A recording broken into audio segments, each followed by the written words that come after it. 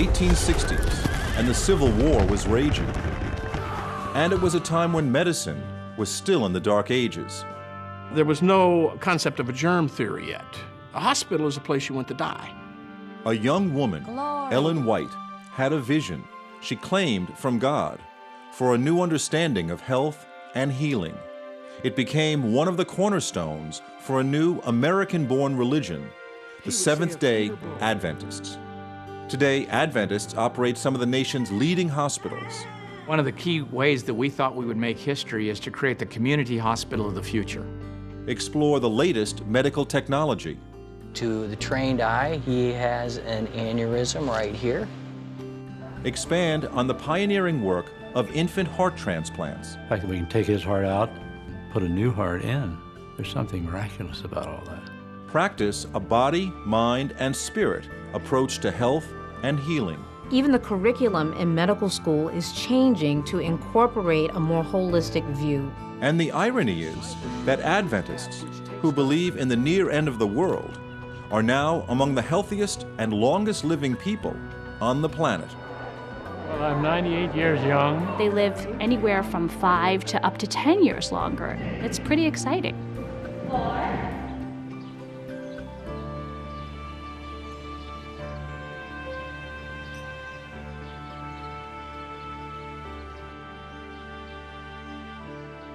About 1 hour east of Los Angeles is Loma Linda, California. It's an enclave for the Seventh-day Adventist Church, with a world-class medical center and a university with a focus on health and medicine. Loma Linda came to world attention in 1984 when Dr. Leonard Bailey transplanted the heart of a baboon to save the life of a dying child, a child that became known as Baby Faye. At the time, the operation was highly controversial. Len faced some real opposition from our own campus. I mean, some people who weren't sure that we wanted to be this exposed, that we weren't sure this was the right way to go. And I credit for Len for keeping clear in the vision of where he was going. I do believe that the scars that Len got during this time have made him the gentleman that he is. Today, Dr. Bailey and Loma Linda surgeons perform as many as 24 infant heart transplants a year.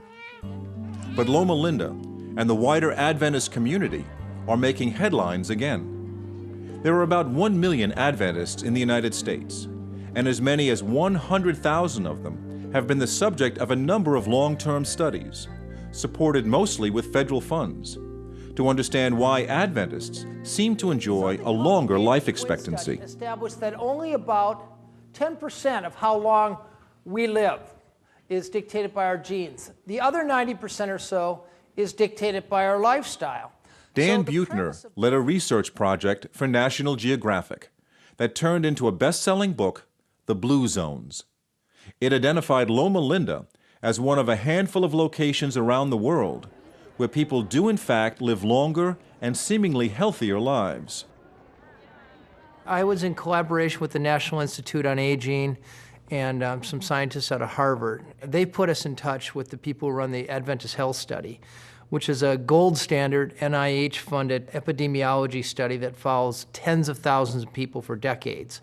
And that study revealed that the Adventists who most strictly follow the suggestions of the church are living about a decade longer than their American counterparts. But it's not simply living longer. Can the later years also be happy and productive?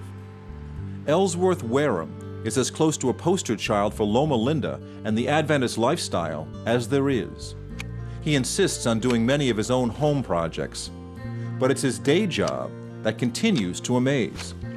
At age 95, Dr. Wareham can still be found most days in the operating room, not as a patient, but as a critical member of a team performing open heart surgery. I was the primary surgeon until I was about 76. Then I started to assist. Some weeks I'll assist in 5 or 6 open heart operations. The matter of assisting, of course, is quite simple after you've been a surgeon yourself.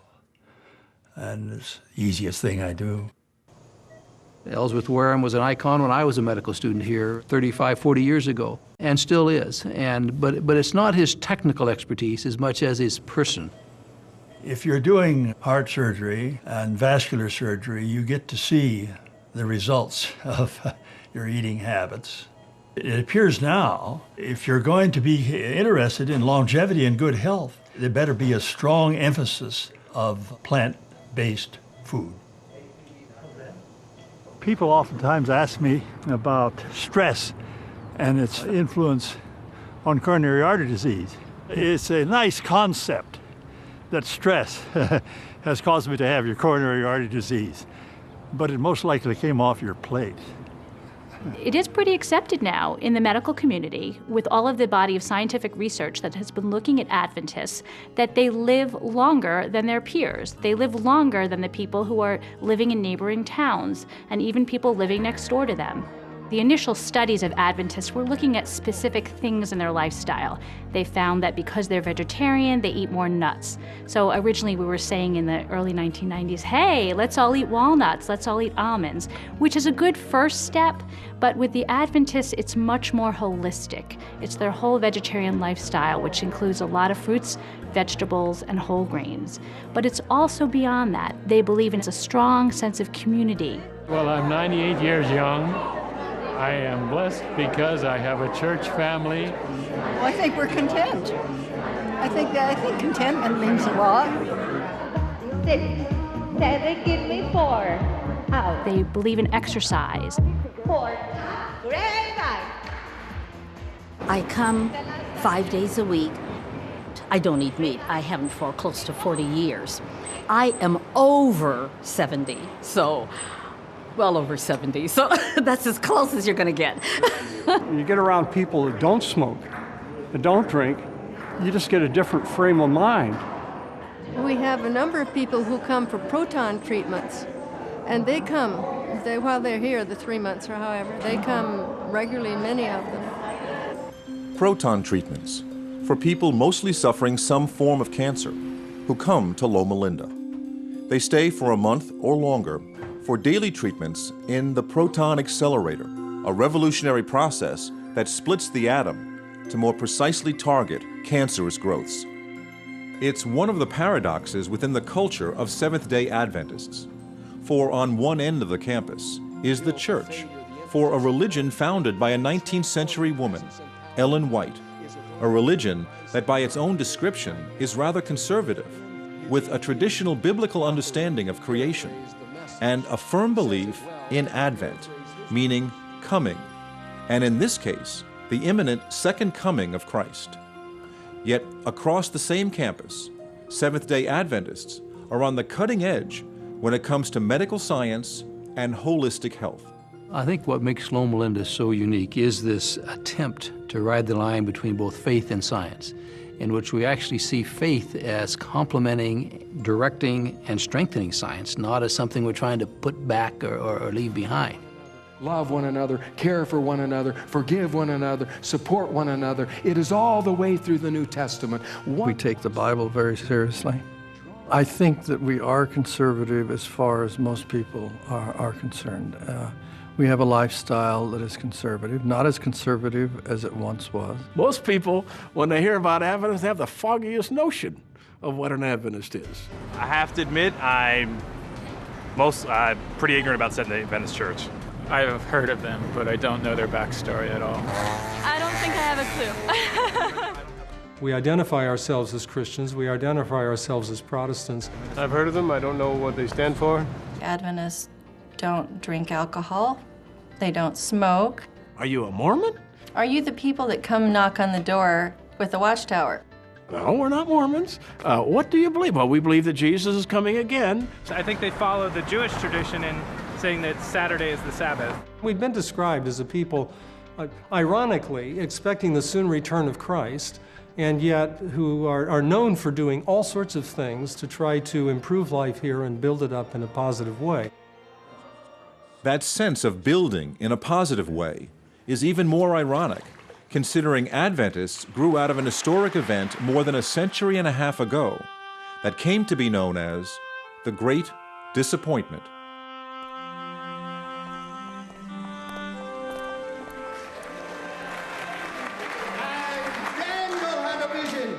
a vision from God, and he said, I was frightened and fell upon my face.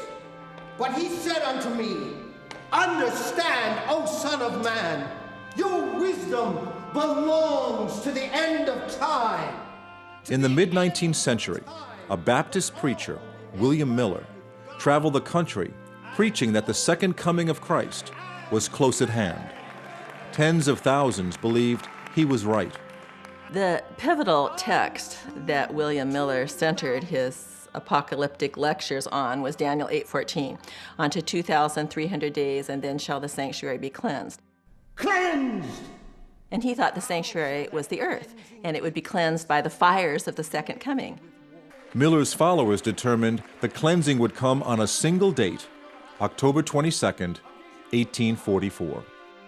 One of those who came to hear Miller speak was a young woman, Ellen White. And at that time, Ellen White, my great-grandmother, and the whole family went to hear him. They were all impressed. They were impressed by his sincerity, his knowledge of the Bible, his understanding of prophecy, and his ability to explain things clearly and succinctly. Described by the Holy Scriptures. Cleansing by fire. As October 22nd approached, true believers prepared to meet their God. Farmers abandoned their crops and livestock. Shop owners closed their businesses. Others simply threw away their money.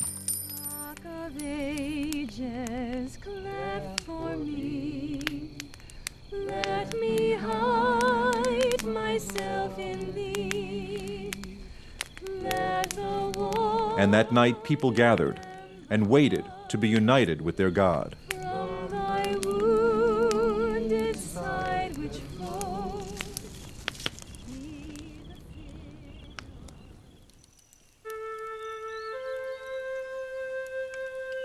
But the next morning, Ellen White and the others awoke to a world unchanged.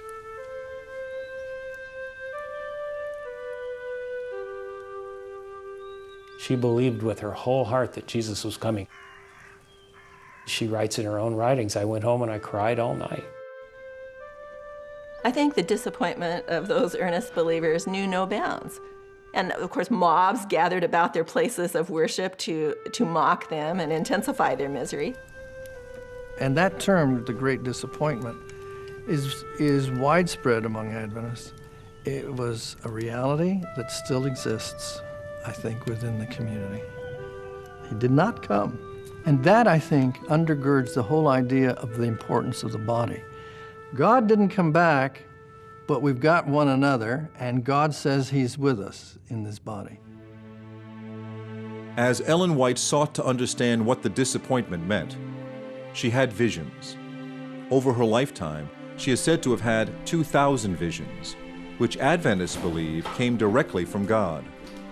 Those visions would help chart a course for the new church. She would often faint on the floor. They'd put a pillow under her head, and she would be seemingly out of it. They would test, and they couldn't see that she was breathing. And then she would come out of these and start saying what she had seen. In 1863, she had what is known in my circles as the comprehensive health vision that outlined a deeper commitment and to bodily health and an understanding of the close relationship between bodily health and spiritual wholeness. This vision on health was actually quite encompassing. It talked about a plant-based diet. It talked about the need for sunshine, about the need for exercise, cleanliness, about the need of reducing sugar and increasing vegetables and fibers in the diet. But for those early Adventists, this was a major lifestyle change. And even for Ellen White, I mean, her favorite food was meat and white bread. The vision came at a time when the life expectancy was just over 40, and doctors could get a degree with little or no study. The condition of medicine was appalling. Basically, it was buyer beware. If you went to the doctor, the most common prescription you were given often contained things like drugging, bleeding, leeching, and even prescribing of smoking if you had a problem with coughing. In fact, the most common prescription was when you began coughing, smoke 2 cigarettes immediately. Medicine in the mid-19th century was based on adjusting the bodily fluids. Bleeding was if you got too much body heat, you just bleed off a pint of the stuff. If that didn't work, you try 2 pints.